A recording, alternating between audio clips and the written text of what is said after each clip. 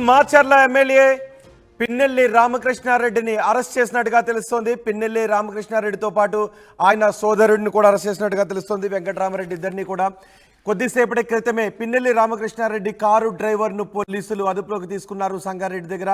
ఇప్పుడు మీరు చూస్తున్న కార్ పిన్నెల్లి రామకృష్ణారెడ్డిగా తెలుస్తోంది.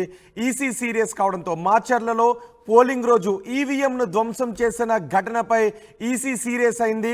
ఆ ఘటనకు పాల్పడిన ఎమ్మెల్యే పిన్నెల్లి రామకృష్ణారెడ్డిని అరెస్ట్ చేయాలి అంటూ ఈసీ ఆదేశాలు జారీ చేసింది.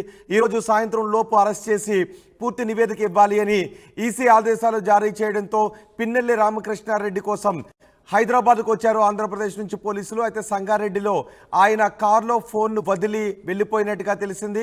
ఈ నేపథ్యంలో పోలీసులు గాలించి పిన్నెల్లితో పాటు ఆయన సోదరుడు వెంకటరామరెడ్డిని ఇద్దరిని కూడా అదుపులోకి తీసుకున్నట్టుగా తెలుస్తోంది.